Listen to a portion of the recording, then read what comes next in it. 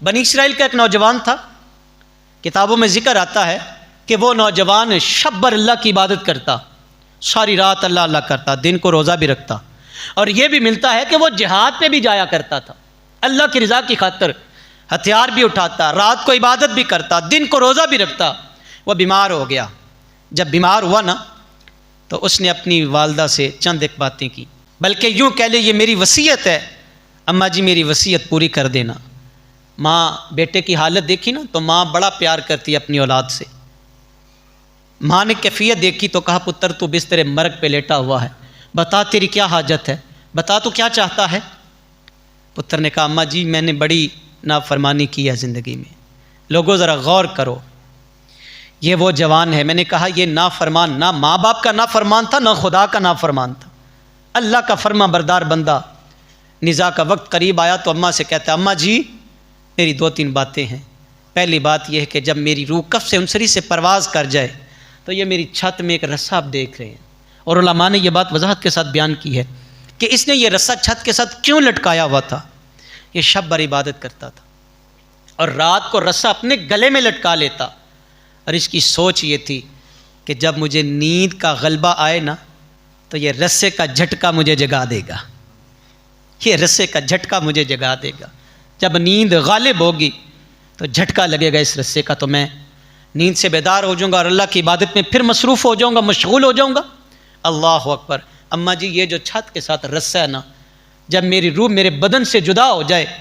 تو آپ نے اس رسے کو اتارنا ہے اور میرے گلے میں باندھنا،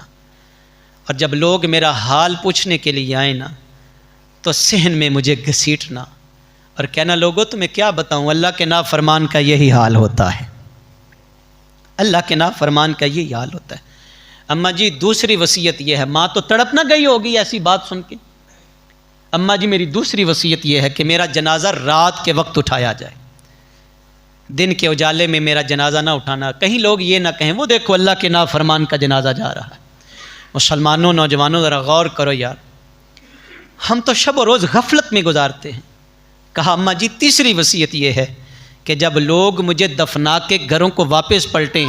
ماں جی آپ میری قبر پہ کھڑے ہو جانا، اماں میری قبر پہ کھڑا ہو جانا،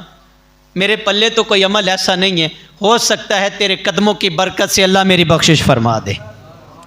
یہ تینوں باتیں دل کو چیرنے والی تھیں۔ ماں نے سنی، کہا پتر تو بڑا نیک ہے، نہ کبھی تو نے میری نافرمانی کی، نہ تو نے کبھی میں نے دیکھا نہیں ہے تو نے اپنے رب کی بھی نافرمانی۔ اور یار جو رات بھر عبادت کرنے والا، دن کو روزہ رکھنے والا، اللہ کی راہ میں جہاد کرنے والا جوان ہو، اللہ اکبر، ان الصلاۃ ونسکی ومحیای ومماتی للہ رب العالمین، ان کا جینا مرنا پھر رب کے لیے ہی ہوتا ہے۔ اللہ اکبر۔ ماں نے وعدہ کر لیا، پتر نے ماں سے وعدہ لے ہی لیا۔ جب روح کف سے انصری سے پرواز کر گئی نا تو ماں نے ذرا ہمت کی، حسب وعدہ وہ رسہ اتارا اور پتر کے گلے میں ڈالنے ہی والی تھی کہ حاطف سے آواز آتی ہے بی بی پیچھے ہٹ جا، بی بی رسہ اس کے گلے میں نہ ڈالنا، پیچھے ہٹ جا، تجھے پتہ نہیں یہ تو رب کا بڑے مقرب بندہ ہے، یہ تو اللہ کے پاس اپنے مقام پہ پہنچ گیا ہے، تمہیں پتہ نہیں بی بی رسہ پیچھے کر لے۔ یار ابھی والدہ رسہ حسب وصیت رسہ قریب ہی کرنے والی تھی، میں نے کہا جب لو مولا سے لگی ہو، تعلق اللہ بن جائے، جب دل کی دنیا میں رب آباد ہو، جب دل کی دنیا میں مولا کی یاد آباد ہو، اللہ کی قسم رب بھی کبھی اپنے بندوں کو کبھی بھی تنہا نہیں